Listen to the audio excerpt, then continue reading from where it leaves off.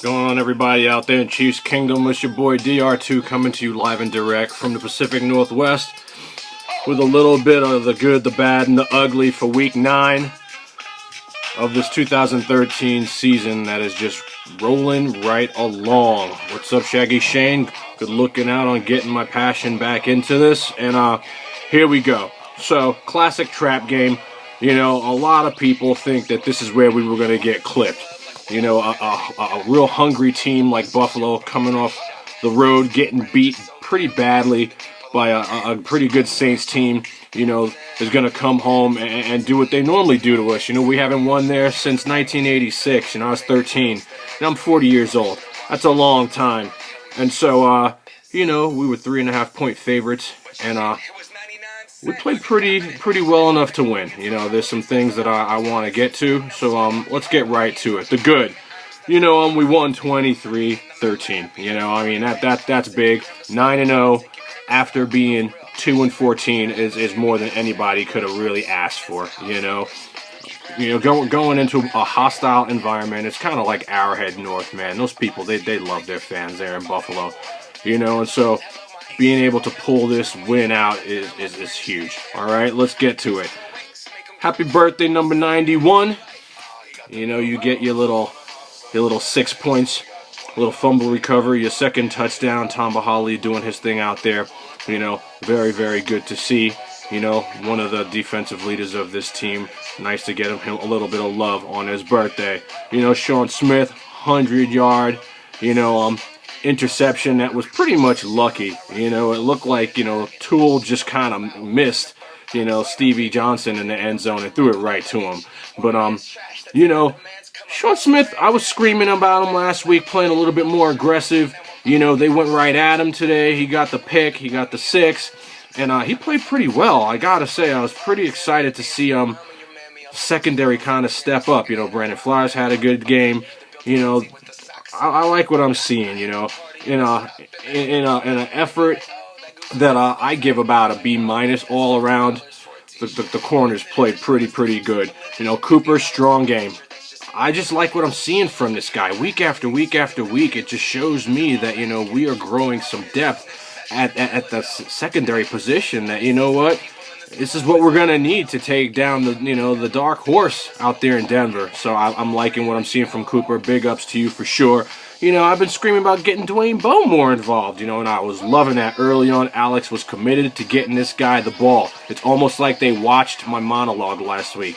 Get this guy the ball. Dwayne Bowe is a monster. He absolutely must touch the rock a few times a game, you know, even more than a few times. I try to target this guy 10 times a game. Big, strong, he's a monster. So I was very happy to see that. 7 for 67, no touches, you know, no offensive touchdowns at all. But, you know, at least they're making a concerted effort in getting this guy back in the game. So, you know, I like the fact that we're just resilient on defense. You know, this is a bend but don't break defense. Week after week after week. I mean, when was the last time you saw a team have so many close wins, so many close them out wins in the fourth quarter? They just don't break. You know, they just keep doing it week after week. It's like you come to expect it. It's kind of crazy to think that this is how we're winning these games, but I'm loving it. You know, they're showing up when we need them to. 2 defensive scores. There's really not much to you know, really not like. So, you know, I think the hate that people are throwing our way because we're kind of this, in their minds, soft 9-0 is really fueling this team. I mean, they read the papers. They know what people are saying about them. And it's just amazing because teams like Denver, they're playing the same teams that we're playing. San Francisco, they're playing the same soft schedules that we're playing. They play some of the same patsy teams. You know what I mean? Look, Tampa Bay almost took down Seattle today. You know what I mean? The Rams almost beat Seattle last week. I mean, I know there's almost is not doing it, but I mean, what people have been saying the same thing about those teams. It just seems like the hate is out there for us, and that's okay because the more they hate on us is the more we keep winning, and that's what's up. Resilient, bend but don't break. I love the fact that the O-line played great today. You know, outside of Rodney Hudson, a couple penalties. Jeff Allen struggled a little bit. You know, Eric Fisher did what we needed him to do. I mean, Mario Williams was not really that much of a factor today. Shout out to the O-line. As you go, so does the Kansas City Chiefs. Big ups to you. Plus 15, no turnovers, no turnovers, no turnovers. You want to win in the NFL? Don't turn the fucking ball over. It's just that simple. So that's the good, guys. Let's get to the bad. And I know some of y'all out there like, Dex, what are you talking about the bad? We're 9-0. But we got to look at some of this stuff because the big part of the schedule is coming up. There's no way about it, okay? So, you know, how many backups are we going to face? I know we really don't have, like, any say in who the quarterback of these teams are. But the Case Keenums, the Tools, the Cleveland quarterback we faced the other day, these guys have actually played pretty well versus us. It's just kind of scary to think what's going to happen when we're suiting up, versus, the Mannings of the world. We got another good quarterback in San Diego, even though I think he's kind of a baby. We got the Andrew Lucks coming. Boy, it's hard to believe that we've played so many backups and they've played well. But the bottom line is they play well and we get the win. I could live with that. Over 200 yards rushing today, just unacceptable. We got gutted. CJ Spiller on one ankle just absolutely destroyed us. I don't know. I was a little alarmed by that. That's kind of hard to see. We usually kind of stop the run. But again, we getting the win, but it's just something to look at, just looking at the bad. Piss poor tackling today, though. We were pretty inept at getting some people on the ground. I hope this week we're in pads hitting each other. A tackle is a solid hit, and we did it was some matador defense out there today. So a little concerned about that. First guy gets past you, secondary's got to wrap him up, but it's huge in the NFL. First guy's got to take the man down. We didn't do too much of that today, so a little concerned about that, but no one's freaking out. No offensive TDs, man. Just plain inept. Thank God for our kicker, Mr. Suckup. We're awful out there. Gee whiz. We scored 23 points and without an offensive touchdown. That's just unbelievable. What is going on, man? This offense has got to get it together. I was screaming this last week. We got some time to do so. In order to beat the big-time teams, you have to score points. There's no way about it. Home, road, I don't care where you are. Your luck's going to run out depending on your defense to win games for you eventually. We're a very good defense. We're solid. We got to score points, man. We just have to, It's just, there's no other way about it, So, let's get to the ugly. Oh, boy. Drop passes all over the place. Dex missed a wide open touchdown. Dwayne Bowe dropped a lot of balls. Look, drop passes are part of football. Buffalo Bills dropped a ton of balls today that if they would have caught, we might have gotten blown out. So, shoulda, woulda, coulda. If my aunt had a dick, she'd be my uncle. But the bottom line is, we got to catch these balls, man.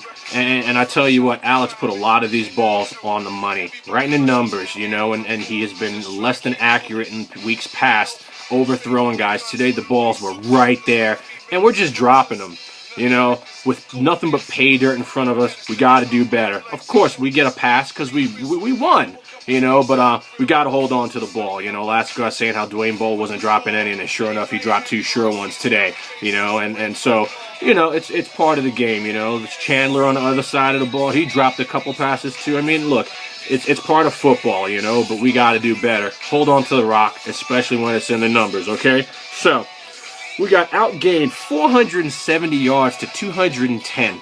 I can't remember the last time I saw a team get outscored that badly, almost 2-1, more than 2-1, and win. It's just a testament to what not turning the rock over means in the NFL nowadays. We played pretty poorly at times today, and I think we're pretty lucky to escape with a win. Not only did we win, we covered the spread. It's insane to think that this Kansas City team is as resilient as it is. It just goes to show you, man, family, man, they're not going down without a fight. And we're taking these games over in the fourth quarter. Big ups to the whole team, but definitely big ups to the defense. It's just a huge showing when we really, really needed it. Sean Springs comes up, the momentum changer. Tamba gets the scoop and score. You know, we just shut them down. You know, and this was a fired up team. The crowd was ready to blow it up. You know, they wanted to take us down. Believe me, they knew exactly what an 8-0 team was coming in and what we could do. And they were ready to dethrone us. And when it counted, we had none of that bullshit. Big ups to the Chiefs and closing teams out, something that we were not able to do last year by any stretch of the imagination. So, let's go to a point of interest that I want to talk about a little bit before I close it out, you guys. You know, this has been a really great season, you know, but I'm really kind of concerned moving forward about, you know, are we wearing Jamaal Charles down? You know, the guy, he's not the biggest guy. He's been, you know, getting a little bit banged up here and there. You know, maybe missed a practice or two here and there, you know. And no other player in the NFL accounts for more offense for their team than Jamaal Charles. He's 38.5% of the Chiefs' offense. That's #1 in the NFL. Are we going to wear this guy down to the point where when we really need him, we're not going to have him? Or can we start really implementing Knile Davis a little bit more? And I'm not talking on special teams, but give this guy the rock. You know, even let's see Cyrus Gray get off of special teams. 1-2 handoffs a game. I mean, if Jamaal goes down, we're in big trouble, man. You know, and I hate to see us really worn thin because we really don't have the kind of depth getting the touches that they need to help us out, you know, if that happens. The big part of our schedule's coming up. You know, we only have had one division game. Just one. We still got 2 at San Diego, 2 at Denver, another one with Oakland. I mean, these are tight games in the AFC West, man. You know, and everybody we needed to lose lost today. We're sitting pretty. But, you know, Andy Reid is even saying we got to be better, you know. And I know you're doing all the play calling, Andy. Can we open it up, please? Just a little bit more, you know. I like what we're doing, but just open it up a little bit more. You know, we have guys that we're not putting in position to show us what they can do, you know. So, I'm a little worried about Jamaal Charles. I know we'll be fine, but, you know, God help us if he goes down, especially during this stretch. We could be in some trouble. You know, 9 wins. We're on our way to the playoffs. You know, there's no question about it. Even with a monumental collapse, I think we can back in, but I don't see that happening. I see us winning a decent amount of our games. I mean, we're not going to win them all. There's no question about it. We'll lose a couple games here, but I feel really strong about the Chiefs' chances. I like what we're doing. I like this coaching staff. Dr. Bob has got these guys playing, and even though we didn't record a sack for the first time in all of our games this year, we didn't need it to win. You know, we got enough pressure. You know, we got the scoop and score. You know, good things are happening. You know, the football gods are shining up on us. So, that's all for the good, the bad, and the ugly this week. You know, shout out Tim Vanderpool. Shout out my man Nick Carbonetto from LI. Shout out the original Casey Red, Shayna J. You know, shout out Clay Wendler, the Emperor. You know, a little spit coming to you guys from the Black Italian. Real talk for real understanding on football. I got nothing but love for you guys. Enjoy the bye week. And then we get flexed to the Sunday night game when it's the show. You know, a lot of love to John Fox, who's having some surgery on his insides. You know, a lot of love to Gary Kubiak, who collapsed tonight. You know, there's nothing to fuck around with someone's health. I don't care what team they're on. So, you know, if we could throw some prayers out there for those 2 men, even though they may not be on our team, that would be what's up. Always, always, always loud and proud. Chiefs till I die. Nothing but raw spit from the Black Italian. I'll see you guys in 2 weeks. Feel free to share the monologue, comment on your thoughts. I'll see you guys. Peace.